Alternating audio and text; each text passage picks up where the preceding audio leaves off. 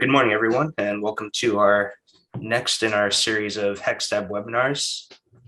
This one is actually going to be our second in our sort of series of webinars focusing on our integration with Rhino and Grasshopper. And so give it over to Keith here, one of our senior developers, to get this going. Thanks, Brendan. Hey, everybody. So yeah, this is part two of introducing our new Rhino and Grasshopper integrations. If you missed part one, we'll go over a few things we went over last time and then dive into some new demos. I'm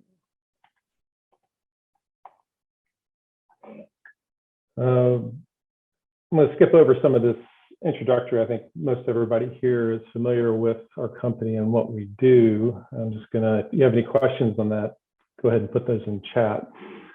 In the end, we're talking about a Rhino plugin to help do modeling for our HECSTAB software. And I think everybody here probably is familiar with that. So we're gonna go over this stuff really fast and stop here. The data that is required to run a HECSTAB stability and strength analysis is basically this. The picture here on the right, let me turn on my, the data here shown on the right is what we show in our modeling software, which is our ship project editor. And it's a lot of information we use to drive salvage, emergency response, stability analysis for design analyses. And it includes just basic vessel properties, draft information, hull, compartment, downflood information. And all of this information that's underlined here is really purely geometric information that can be done quite well inside of a tool like Rhino. So a good percentage of what we do in the ship project editor can be represented over there. The only additional information that we represent in our models is a lot of tabular information, such as hydrostatic tables, cross curves or KN curves, ullage tables, and evaluation criteria, margin lines, lots of things to drive analyses. But most of this information, if you are working as a designer, most of that sort of information is generated from the geometric definitions. So if you're in a design mode or you're working with a new vessel, all this tabular information that you'll see in our models, and then over on the right here, it's in this table. Let me see if I can turn on my highlighter here. I just get a little wrong one. One second here. That's a better one. There we go. So this table information and evaluation criteria. If you're working with a new vessel, you're working to develop this stuff. If like us, we're often modeling existing vessels for our CargoMax software and for other reasons. So all this additional information we're often putting in the model, both for analysis purposes and for validation purposes. So when we talk about a Rhino plugin to do geometry, we're talking about doing a good portion of the modeling that our ship project editor can do on the geometry side.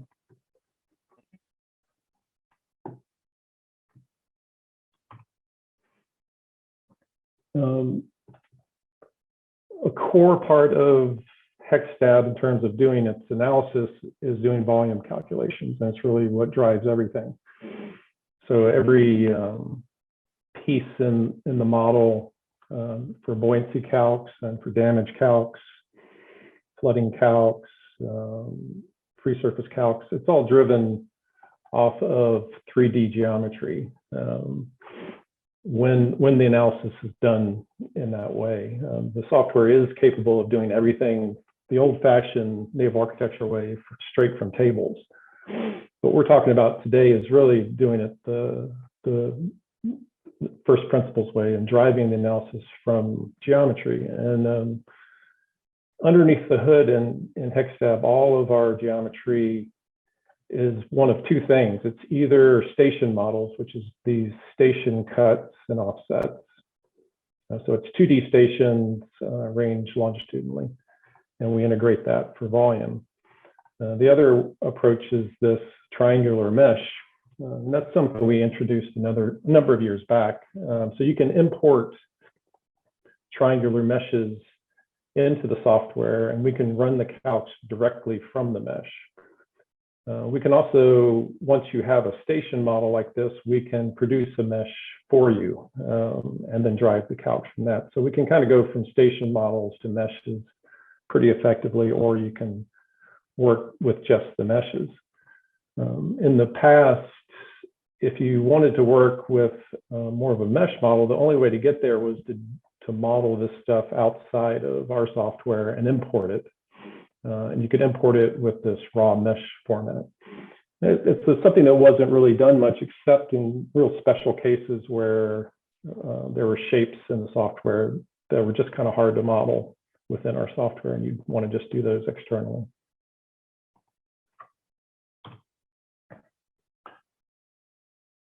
So Rhino integration, really the push for that, I think something we've been thinking about for a long time, it is the quality of our geometric model in terms of stations and offsets. It's a rough, it's not a fine model. It's not a high quality model. It's a model that's perfect for us to do the calcs because it's fast, and that's where we've always focused. But sometimes it is desirable to maintain a more precise model.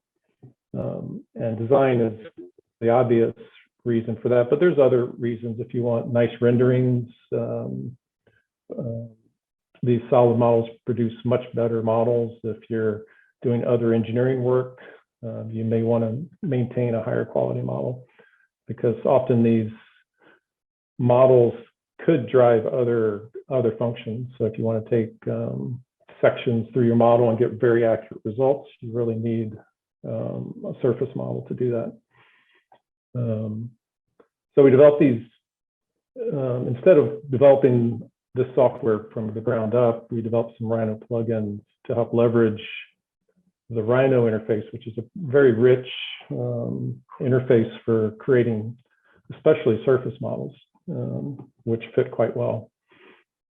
And the purpose of the Rhino plugins is you can import, export, you can create from scratch, you can maintain everything from within Rhino, at least on the geometry side of things. Okay. And just as a reminder, we have marked this as a work in progress, but we're planning to drop this work in progress label hopefully on our next release. So give us any feedback you have before we make this official. Yeah, so the target use is really the design spiral where you want to maintain a precise model, and you don't. And when you're in this design spiral and you're modifying the hull, modifying compartmentation, running analysis, and going through that loop, creation of the analysis model becomes a problem. So if you're in this Rhino environment and working the geometry that way, then the creation of the analysis model is built in. The other target use is just leveraging Rhino, because if you're new to Rhino, in terms of, it's kind of considered the Swiss Army knife of 3D software. It supports a large list of 3D file formats. So you can use it to import whatever you want into Rhino and then process that into a HECSTAB model, as long as it's in a format that's usable.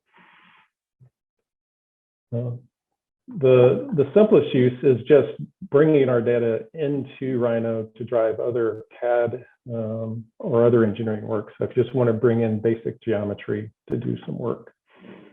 And the other cases, there are models that we've done that are quite difficult with stations and offsets. And most of our tools are built around doing things like generating compartmentation using stations and offsets. A good example of that is some offshore shapes that are quite different from ship shapes, or kind of fit into that category.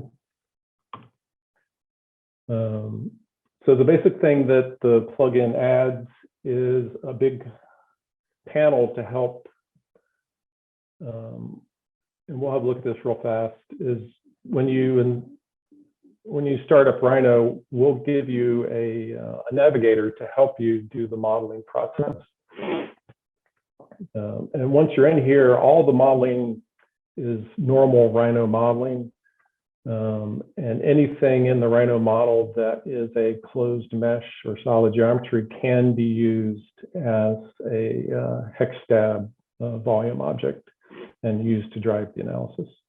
So you can use all of Rhino's tools to get there. We've just provided a front end to hopefully make it a little bit easier. Keep everything in order.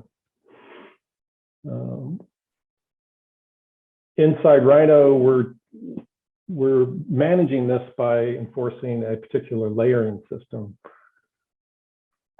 You can see in this case, there's a base model layer. Then underneath that, we're breaking the layers up into the hull, boundaries, compartments, and within compartments, compartment groups, and then within the groups, individual layers for each compartment. So in terms of the modeling process, you can even lay out these layers manually, plop in some Rhino geometry, and that will build an HECSTAB model, or you can work through our panel. Underneath the hood, all we're doing is taking the Rhino geometry and attaching what they call user data to it. And that data gets stored when you store your normal Rhino file. So there's no really new file formats for Rhino or anything. You load up a Rhino file and use the panel to lay things out. It's important to note about coordinate systems here is currently we're supporting a couple coordinate systems that you have to model in. Those are these here. And the most typical is we're enforcing that the origin be either at the aft perpendicular, the midship, or the forward perpendicular with X positive forward for the AP and midship system, or positive aft for the FP system. Okay. In terms of length units, those just are going to flow with the Rhino length units, and we'll show you that. And then our plugins are just going to take care of all the work required to do conversion to and from the HECSTAB unit system, because the HECSTAB internal unit system is a fixed system. It's a metric system, and it's fixed as a midship reference system. And it's got a different XYZ system than Rhino. So we're managing that for you, so you don't have to think about it. So there's an import and an export plugin, so you can open a HECSTAB file and also save one out. And along with that, there's a Grasshopper plugin that adds a bunch of components to Rhino's Grasshopper tool. And well, this is really where we're going to focus the rest of our time today, is on Grasshopper. And if you've never looked at Grasshopper or didn't see our last webinar, it's basically a programming interface where you program and don't really realize you are programming. It's set up to plop in these, what they call components. that you can wire together to do many, many things. And the thing we're going to do today is wire it together to create a model. There's a couple sets of components that we're going to be looking at. The important ones is we have a set of components to help build bounds in the Rhino model that you can use for generating compartments. So most of the effort we put into these Grasshopper tools was to help do compartmentation. It also does some other things, like you can even drive calculations in Grasshopper. You can do a number of other things. And we'll have a closer look at that when we get into the software.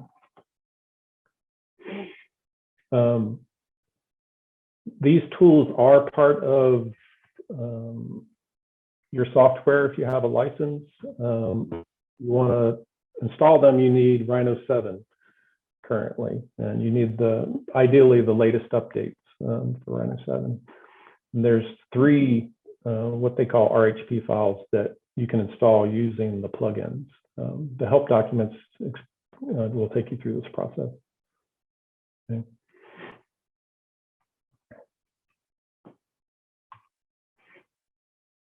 Okay, so let's skip out of the presentation and dive into software. What we want to do is load up Rhino and just have a look at what we're installing in the software. And then what I want to focus on is Grasshopper and using Grasshopper by itself to generate a model. The last time we talked, we were kind of doing kind of mixed modeling where we were modeling some things in Grasshopper and doing some mixed modeling. But today, what I want to do is really focus in on the Grasshopper approach to modeling. And what that buys you is the ability to build fully parametric models. So especially if you're a designer, you could theoretically build your models parametrically and use it to drive looking at variations on the model. You could set up parametric models for different ship types if you have a series of sister vessels that are very similar, that sort of thing. But let's have a look at that. So I'm going to load up Rhino. So I've opened up Rhino, and this is just a blank model. So what does, and I've installed the software already, and I did that by going to Tools, Options, and then under the plugin menu, you can see I've got 3 HECSTAB plugins. The HECSTAB one is the main plugin. I've got the exporter and the importer. Okay. Listed in this plugin panel, it does give you some information about the plugins. There are, with the main plugin, there's a number of Rhino commands that are added to the system to help do modeling. These will be for when you're doing the modeling from within the Rhino interface. We're going to be focusing on Grasshopper, but these are the things that kind of go along with the plugin panel to help you do modeling from within Rhino. So we can have a look at those at a different webinar probably. Okay. So that's the plugins. And where is it? To turn it on and off, there's one of the main commands added is the HECSTAB command. So I just typed HECSTAB here, and that's just a simple command just to show and hide the user interface. The plugins don't add any menus or main tools to the list here, but what it does add, if I show it, is a navigation panel here, which you can dock. I'm going to go ahead and dock this over here.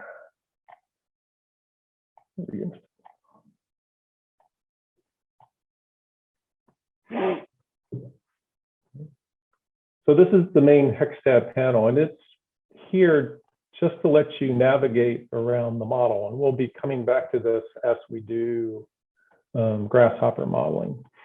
What we're going to see is that data is going to start to fill in here, and we can use this to navigate around and have a look. The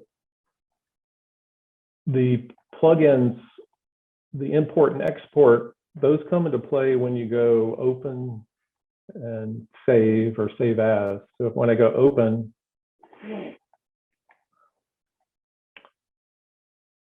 I mentioned in the brief introduction that Rhino's the Swiss Army knife. If I go File Open and under Supported Files, these are the file types that Rhino supports bringing in. You know, IGES files, step files, all the kind of major CAD formats,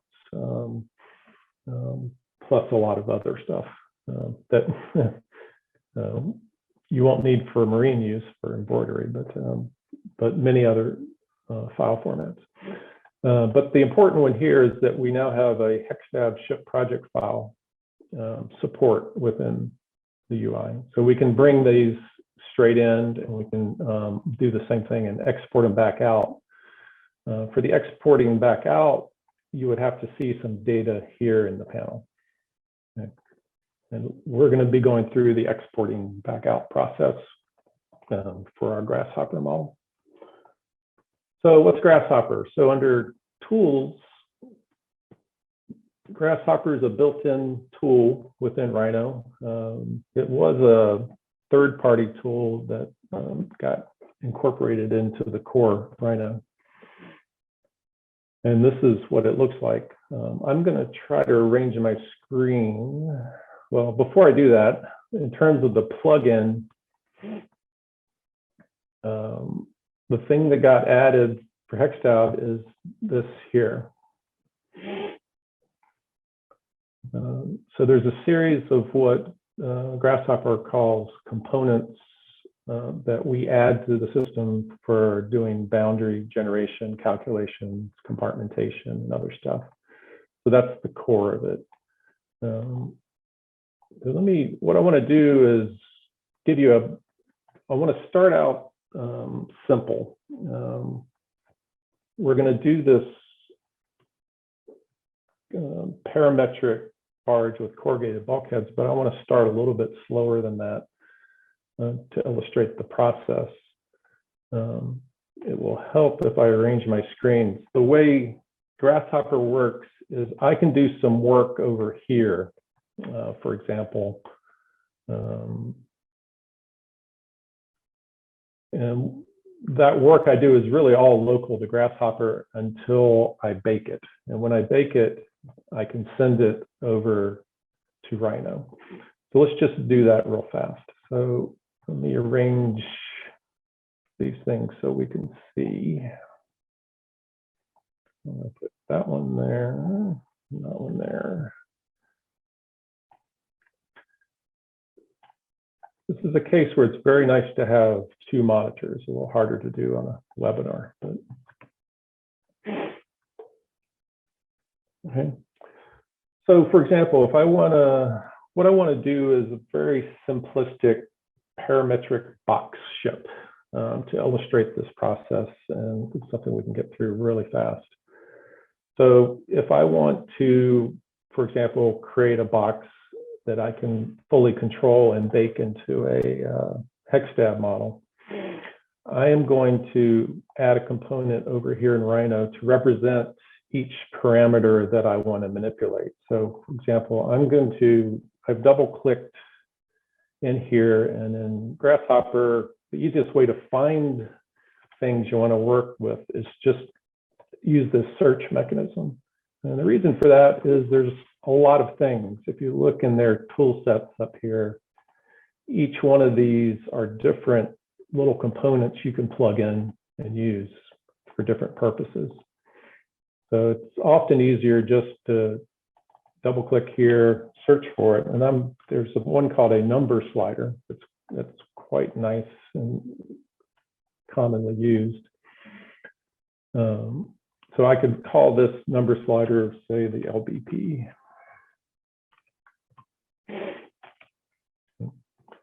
These number sliders, you can set boundaries. You can see the boundary on this one is 1 and 0. So I'd like to expand that out. If a component has other options, you can right click, and there's usually some options there. And I'm just going to hit edit.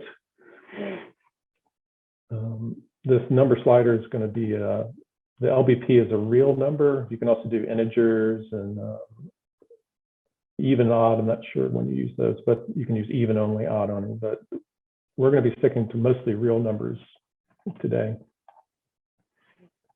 And I'm just going to set a max value of 100. Actually, let's go a little higher. It's a little hard. Okay.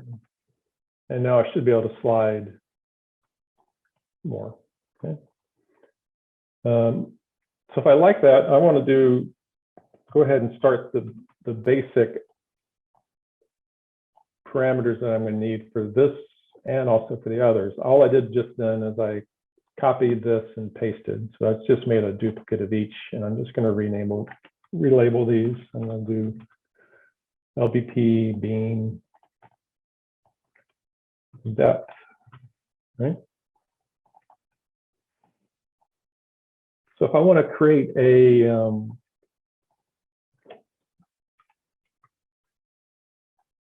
I'm adding a component called scribble just so I can add some notes in here. So this is going to be a box ship.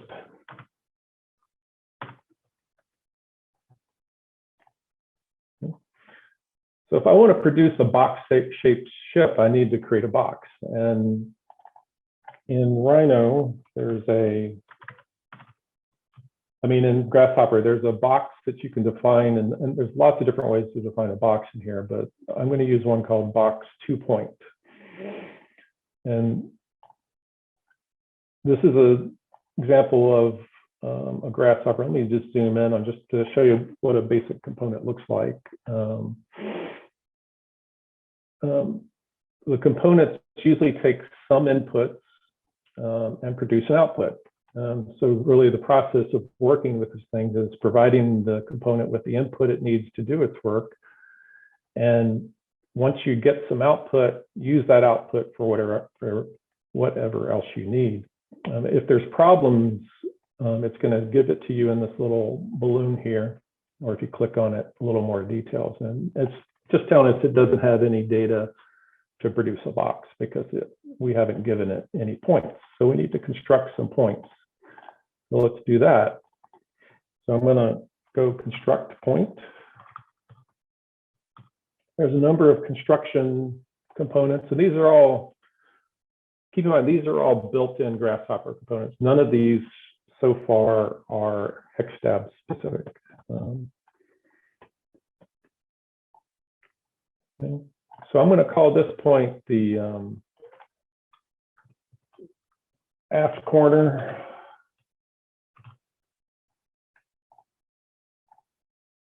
I'm going to copy that. I'm going to call this the forward corner. Most components you can give a name, and sometimes the name is functional in that it does something, but often it's just to describe things. So these I'm just describing. I'm going to define 2 corners of the box. This is really going to probably be aft port or aft starboard and forward port. But anyway, on the aft end, let's talk about coordinate systems real fast. I'm going to go back over here.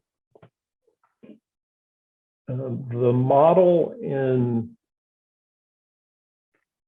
Rhino is in a particular length unit system. The way Rhino works and the way I'd say probably all CAD systems work is you model in a particular unit system, because depending on what you're designing, it makes more sense to do small things in smaller unit systems and bigger things possibly in larger ones. So in the tool system, tools options, there's a units setting here. And when I started up Rhino, it defaulted to the centimeter system. It gives you some options on startup to control this a little bit. I'm going to flip this to metric system. You do not have to set this to metric system in terms of our plugin, because we're going to translate anything in a non-metric system into metric on export. However, when you're working with Grasshopper, and I say I have an LBP over here, for example, of this 183, that's when we bake this information over to Rhino, it's going to be in whatever unit system Rhino is set to. So really, you need to set your Rhino model up to whatever unit system that your parametrics can be set up. So I'm going to stick with metric system, keep it simple.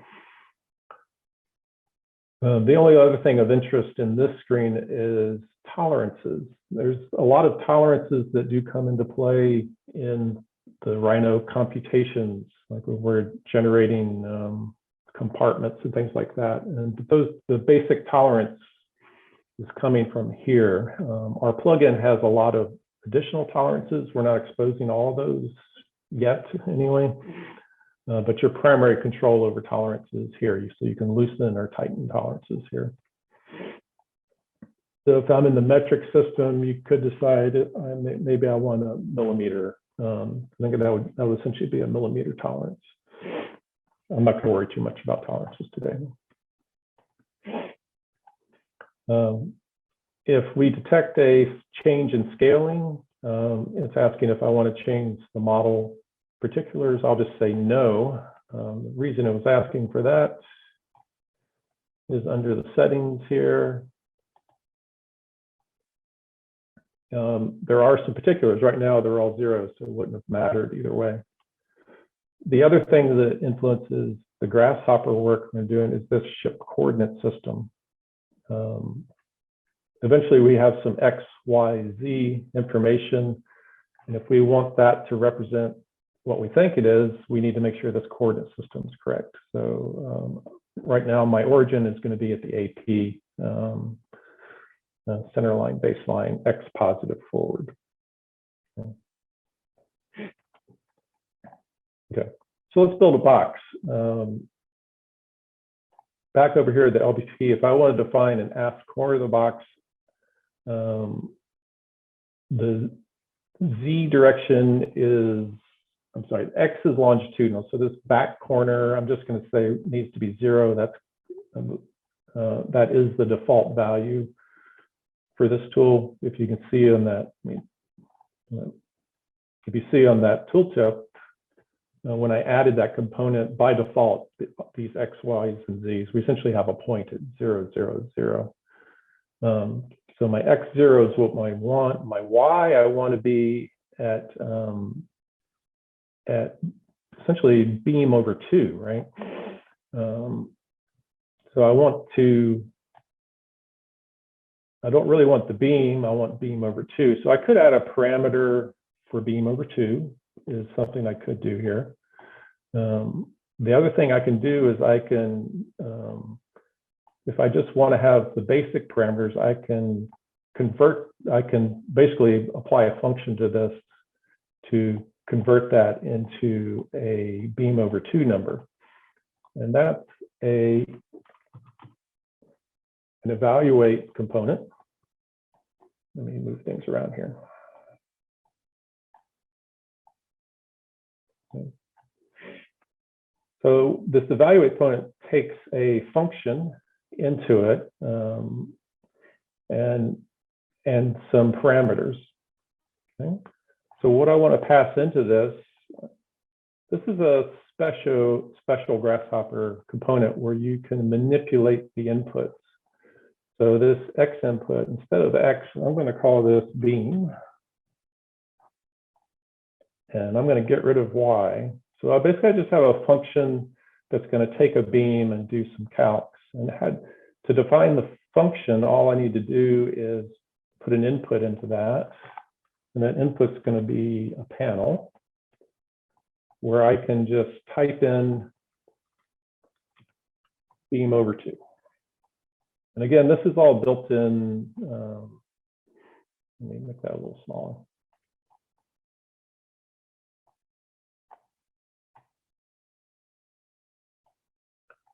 Okay, so there's my function, is just beam over 2. I need to pass the beam into the component. And then coming out, you can see from that tooltip that I've got exactly half of the beam in this case, right? Okay. So I can pass that again into the Y component of my point.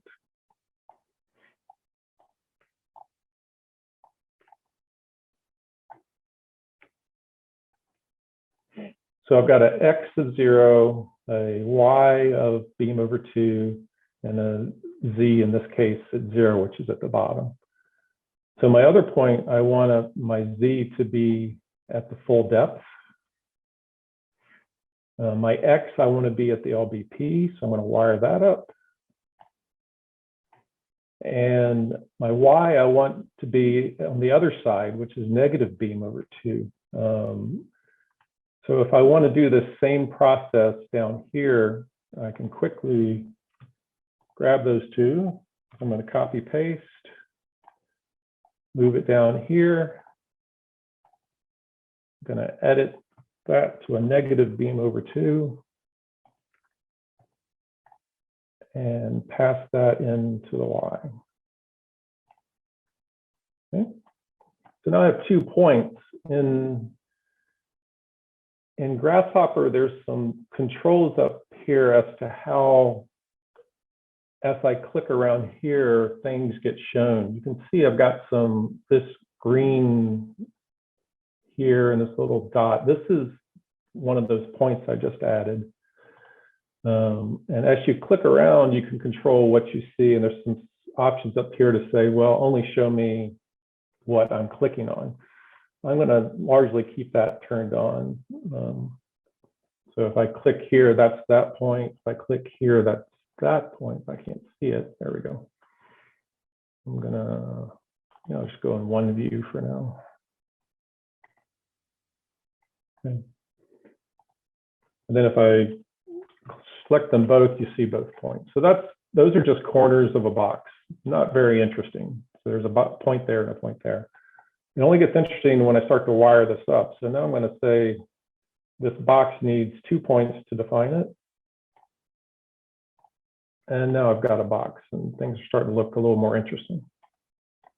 Okay.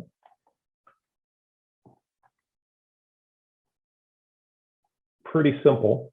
So now I've just created a box from a parametric definition, and you can see as I drag the LBP around, the box changes. If I drag the beam around, let's bring it into kind of a more of a ship shape.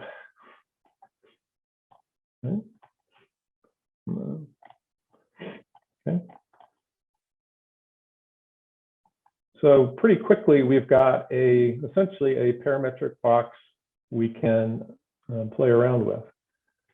If I want this box to become my HECSTAB model, now we need to start leaning on the HECSTAB components up here. Built into the Grasshopper system, like I said, these are all normal Grasshopper components. Any piece within here has some geometry. Most components have geometry, not all of them, like this function does not. But the key one is this box. This box is not part of my Rhino model until I bake it. So baking is the terminology they use in Grasshopper for passing geometry from a component in Grasshopper into your Rhino model, so that you can save out the Rhino model. And the baking process, if you right click on any component, you'll see these baking options. And this is the built-in Grasshopper stuff. So it's going to say, well, where do you want to bake it and all that. HECSTAB plugin really wants these things baked into special locations in order to consider those part of our model and also to tag additional information on them. So we've added some components up here to help with that. The key one for the ship and the hull, there's a hull model builder, this one, and a ship model builder. Okay.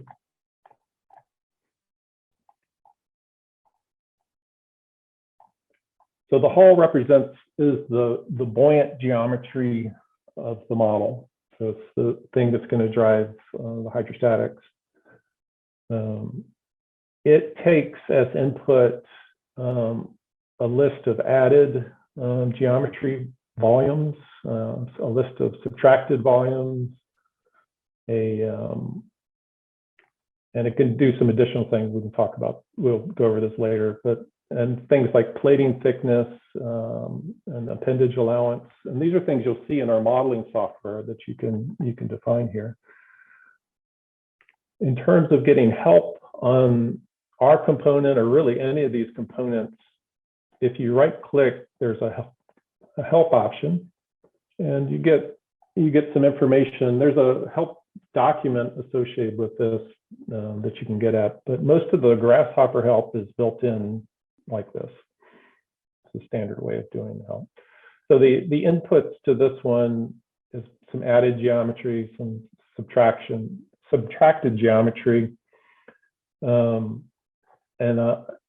If there is subtracted geometry, you can have the component do the subtraction of the solids for you, or you just pass in geometry that's already been subtracted off. Okay, so that is that. And then, so let's build a hull. Once we build the hull, we should see it on our panel over here. So all it needs is some added geometry. And let's try this first. And you can see we're getting, I want to do this because this shows how Grasshopper shows error. You can see my little balloon went red. Let's see what's going on. It's saying, I can't go from a box straight into here. That may be something we could tweak in the software, but our software is expecting some some closed solid geometry. A box is a special kind of thing. So we need to convert the box into what Rhino calls a B-rep, which is let me just B-rep. So I'm going to pass the box into the B-rep. It's the same thing as a box, but it's been converted into a pure surface model. And then I'm going to pass that into here. Okay.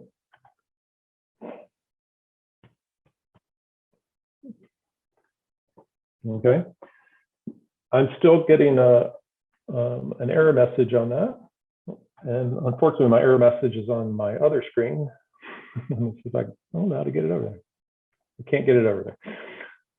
That's too bad.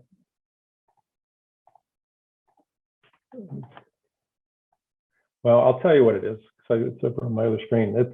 It's telling me that in order for HECSTAB to build a hull model, it needs to know some more information. And then that's going to be the LBP beam and depth, which you see over in the panel is 0. So it's detecting it's got some zeros here. So in order for it to go through this proper baking process, it needs that information. I guess at the time of the first webinar, all that information had to be entered here, but now we can enter that stuff directly in Grasshopper. So I've already got the LBP beam and depth over here. So I'm just going to wire those up. So LBP, beam, and depth. Yeah, got that right. Okay.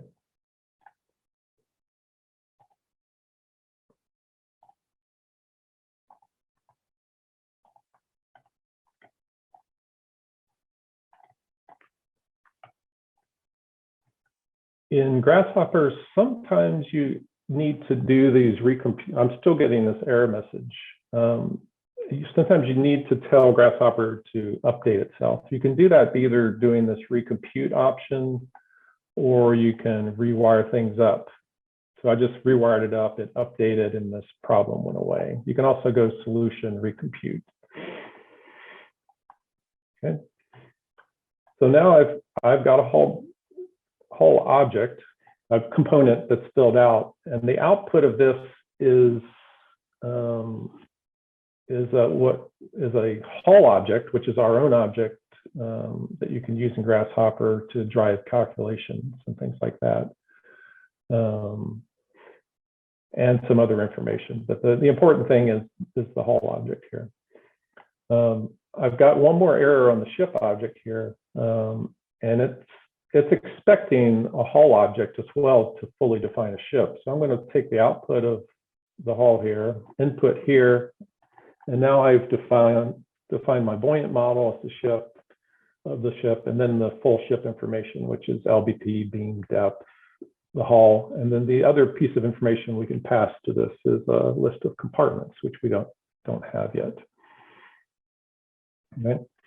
So now if I want to bake this into my model here, I can come over here, right click, and this bake is the normal Grasshopper bake option, but we've added a special one to bake it to the location that we want for HECSTAB modeling. So I'm going to bake it to this model hull layer. Pretty much all of our components that you can bake, you'll have this option, and you also have an option to turn off the baking if you don't want to. Sometimes you want to use our components just to lead to other components, so you'll want to turn that off. And it won't get baked by default when I'll show you an option in a moment to bake everything, but I'm going to turn that back on. And then I'm just going to go ahead and bake it and show you what that does. And I'm going to bake this one. And the ship bake is really just going to bake those particulars. I'm going to refresh over here. And you can see if you look at the LBP beam depth, I've now got that in my model. And if I look at my hull, try to make this a little bit bigger. This box is now part of the Rhino model. Okay. Okay. And it's already doing capacity calculations. In terms of what that did in Rhino, this is how we're showing it. But if you look at the layering system, that's added a model hull layer and put that geometry inside of the hull layer. Okay. And that geometry it's created is a closed solid poly surface. So this is a solid model. Okay. So that's a very basic way of creating a ship. So if I want to change the ship, I can, you can see I can go in here, change the size of my box here, and then rebake. And I could break these one by one, but the easier way, we've added a component called a master baker, which is this master model baker. And what this does is it searches through your entire Grasshopper document and bakes everything in one go. So if I double click here, it's going to remind you that we're in metric system. And it bakes.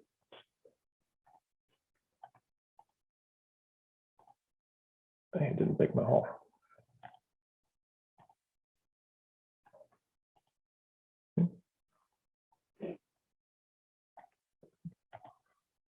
Oh, I turned off. There we go. So the purpose, so when you double click here, it bakes everything. In my case, I had this turned off, so it didn't rebake my hull. So I turned it back on, and now it should work fine. So really, that's the basic process for any, if you're doing any parametric model. It just gets more complicated based on, depending on the ship type. Barges are pretty straightforward to do this way.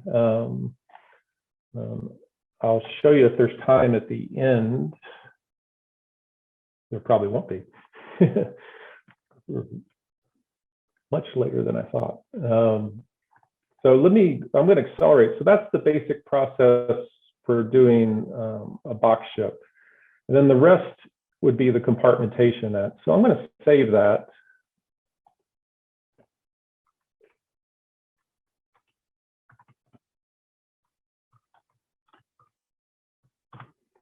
And I'm going to go, based on time, I'm just going to load up a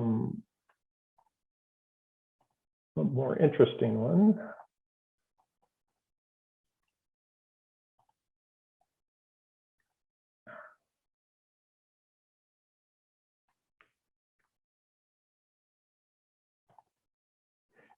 Okay.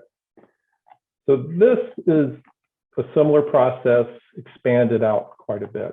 So this is doing something very similar, is where we've got some particular LBP, beam, and depth. It's added some additional parameters for things like bilge radiuses, deck cambers, etc. It's using the same function evaluation approach to set up, instead of just the bounding box corners, in this case, it's setting up, I want to get rid of my box here. So if I want to clean that box out, I'm just going to blow away all my data.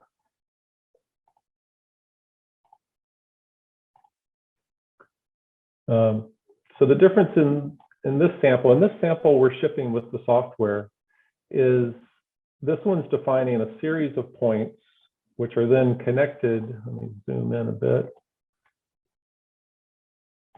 Kind of hard to see if I can't zoom properly.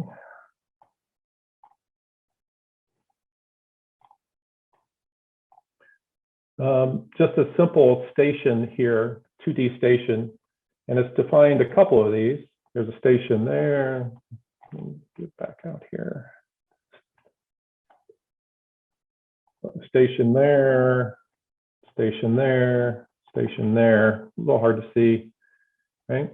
So it's going through the process of building up cross sections parametrically, and so it's using the same beam over two, and this has added a deck camber to some of these.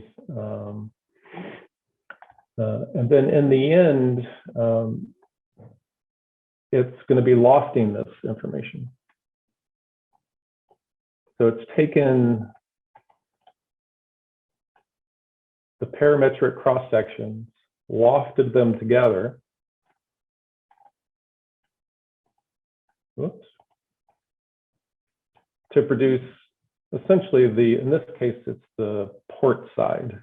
So this is a port side only, and it's still got some holes you can see in the forward end and the aft end. So it's far from a complete model, okay? So then it's gonna go through the process of mirroring it to the other side using a mirror component, joins those all together.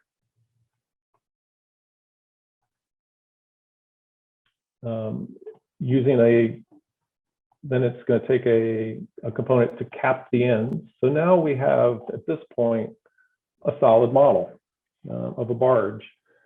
You could go through a lot more work and get some nice shape up here. So it's more in the details at this point. But this is a very, it's just some linear sections in this case. And for this model, it's also creating a box just like we had created in the box barge startup, with some corner points. So this box is a box in the end on top of the barge, but you see these are intersecting. So then it's going to union those together to give me, just like we did for our box barge, our hull model. Okay. So same process, more steps, but the process is generating some stations, lofting them together, joining with the tank top and unioning that together to create my hull and my ship. Okay. But once that's all together, oops, that's not what I want. It's fully controlled parametrically to play with different designs. Okay.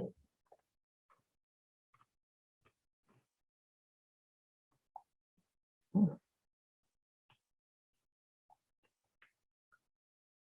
think I just went back to centimeters.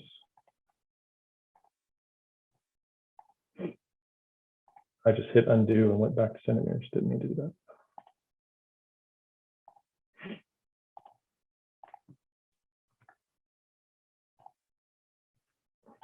Okay.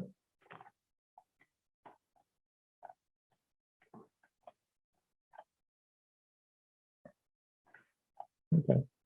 So the process is the exact same. I can bake everything using this component.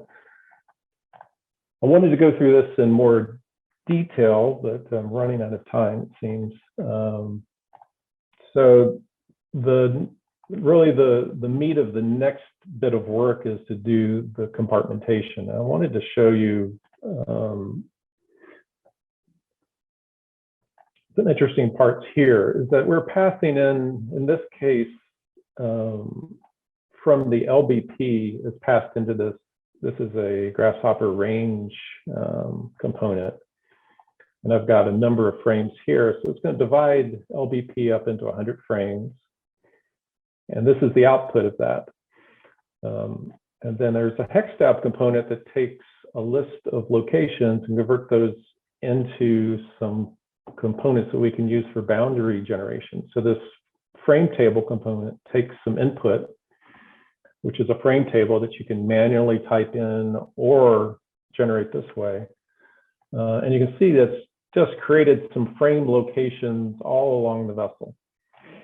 And then once I've got those, I can use those for my compartmentation. And that's what I've done down here is I've passed those in.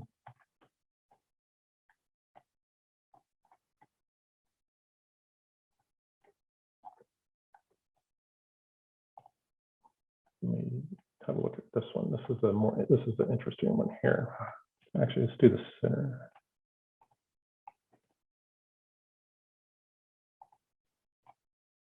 Okay.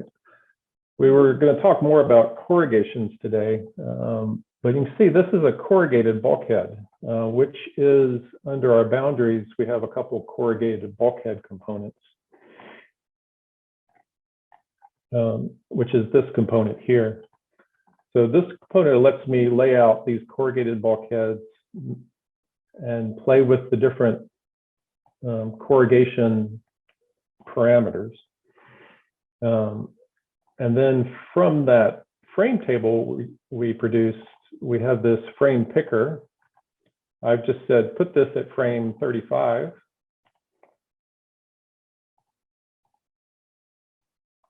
And it has produced that. So the process here is you get your frame table however you need to do it. And then once you've got that, you can use those frames to create things. In this case, it's creating a corrugated bulkhead at a particular frame location. And it's doing two of those. So it's got this one and that one. Okay. And it's also got a centerline corrugated bulkhead, which was running the full length of the vessel, okay, with similar parameters. And it's got a couple other bulkheads for inner bottoms and inner sides and stuff. And then the trick is using this to generate the hull. I'm going to open up one more document here, which is the final version.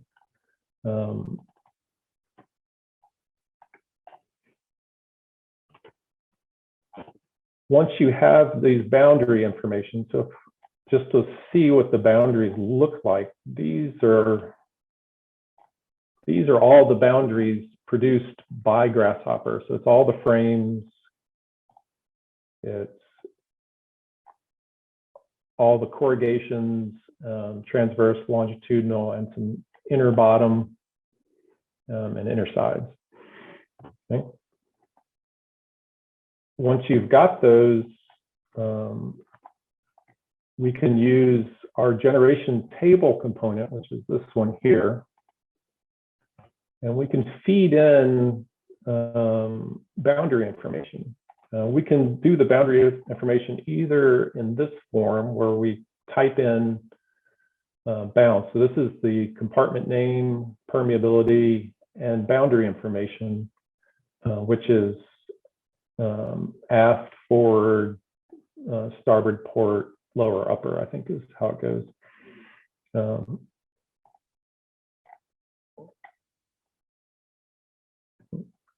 So if I want, so for example, I want this instead of this to be frame 4, I want it to be at frame 5. It's now produced it. Okay. The input to these generation tables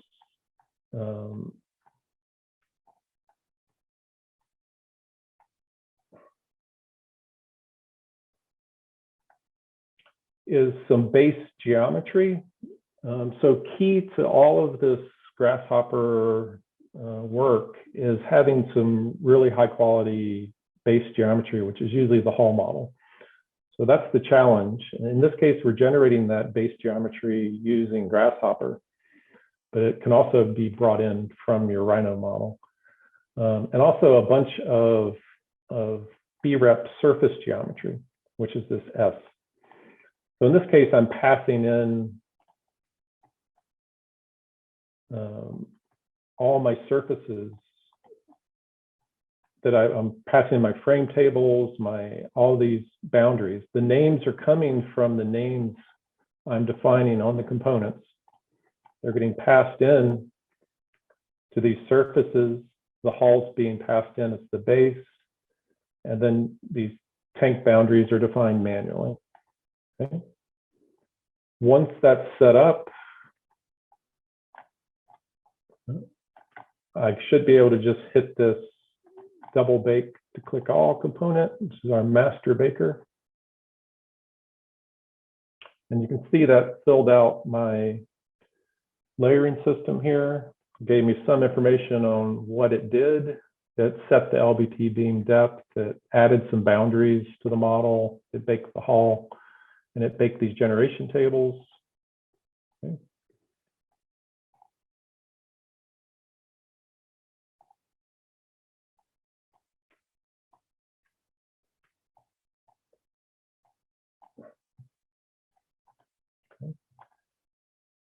And if I want to save that, I need to save the Rhino model. So if I'm going to save as Rhino model, desktop, webinar part 2, let's call it final. And using our navigator here,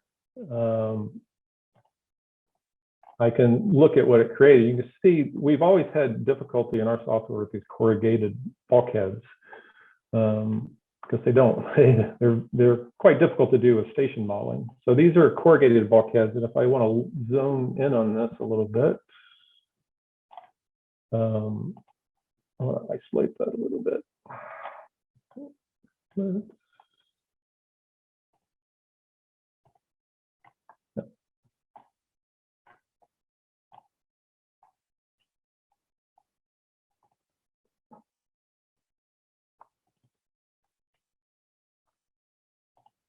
There, that's better.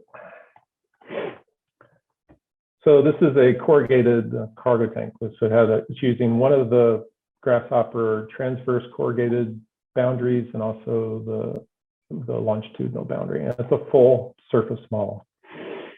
Okay. So once you have it, you can use our software to navigate around, dive into details, tweak it a bit if you want. But in the end, this is the Rhino object that's used. And when we export, we're going to export this normally as a mesh model. Okay. And that mesh model you can look at in the software. I'm just going to click Show Mesh here. This is the mesh model that's going to drive the calculations for this one. Okay. We do also support going out to stations too. But if I want to run this, I can save it as not just a 3DM, which is the Rhino file. I can save it as a HECSTAB model. And that's going to have an SH2. I can save that out. You're going to get some options that you can read about since we're out of time. Normally, we're going to go to a mesh model because it's a much more accurate way of representing these Rhino geometries, but we can cut stations and offsets, and we can do some optimization.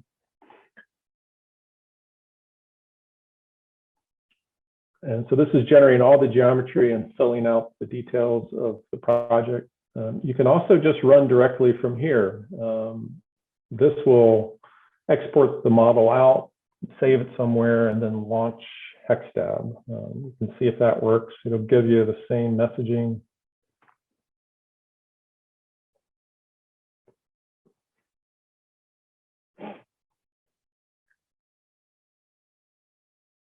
Open up HECSTAB. And off you go. And then this is the model. Okay. So if you truly get this as a parametric model, if you can get your models into that form, if you want to investigate different versions of a model, it's quite simple to go back to your, once this is set up, adjust your parameters, rebake everything here, review it, and hit run. And it's a simplistic in terms of the barge model, but let me just to close out.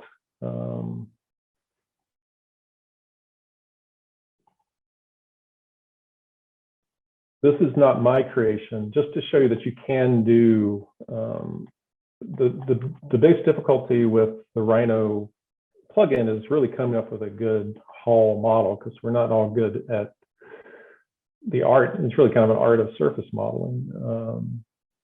Barge is pretty straightforward, some offshore shapes that are a lot of cylinders and stuff, pretty straightforward. But you can do, you can either create your hull model in Rhino, import it from somebody else, from experts that know how to do that. But there are ways to do this in Rhino. This is, just to give credit where credit's due, was one produced by these guys in Rhino Center that I came across. And it's a fully parametric model, just to show you what it looks like. Let's see it.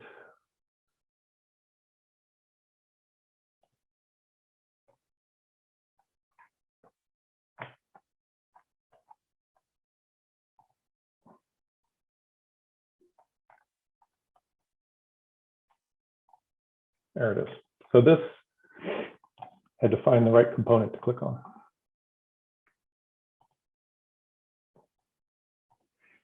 So this is the fully parametric, pretty nicely, it's got my current parameters, like aren't producing a nice fair model, but going back to the parameters. So this one's set up to manipulate all these different things.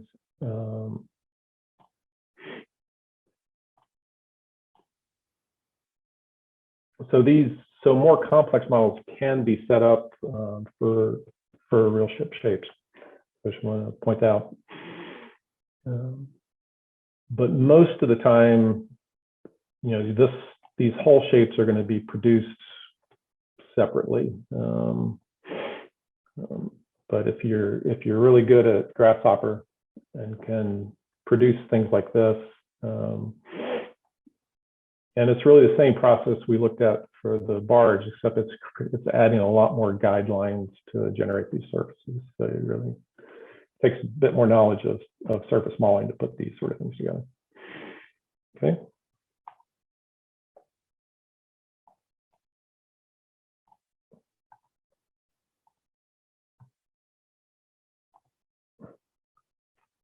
Well, I went way over. Apologies for that. Any questions come up? Yeah, thanks, Keith. I know I saw one pop up in the question and answers thing that Justin got to. So thanks for that. We have maybe a time for one or two other questions if there are any. The full barge, the corrugated parametric barge is part of the installed with the software, and it does it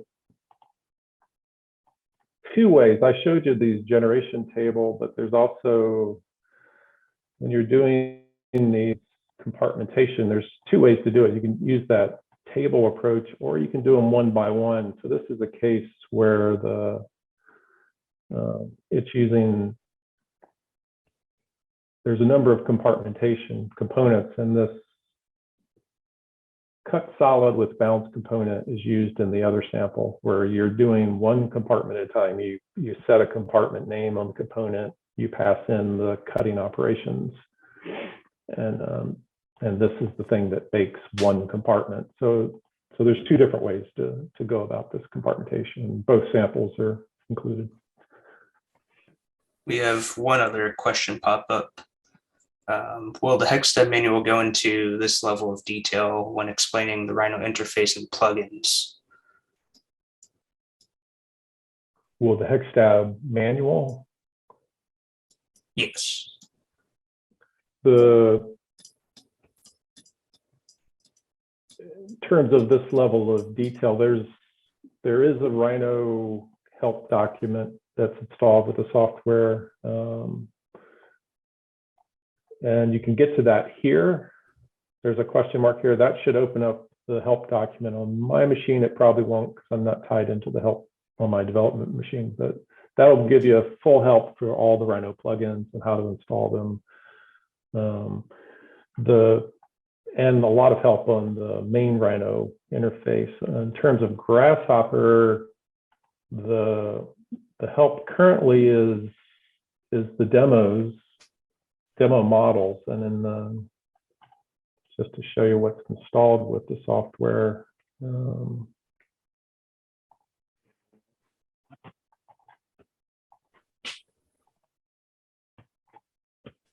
These are some things installed with the software, but the parametric barge we went through today is in there for you to walk through. And the barge we did in the first webinar is also here with which has a little more help information, I think. And then the rest of the help information in Grasshopper is a per component help. So any component within here, you can get help on. We haven't put together any kind of step-by-step tutorials on this as yet. I think those will, for Grasshopper, those will probably take the form of something like this with more help information within the actual document itself. Because you can add these kind of help notes and things like that. We'll probably do that within here.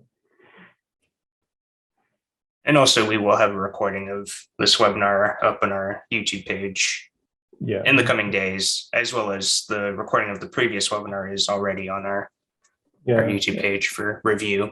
Yeah, and if you have specific topics, we'd like to post maybe some shorter, how-tos.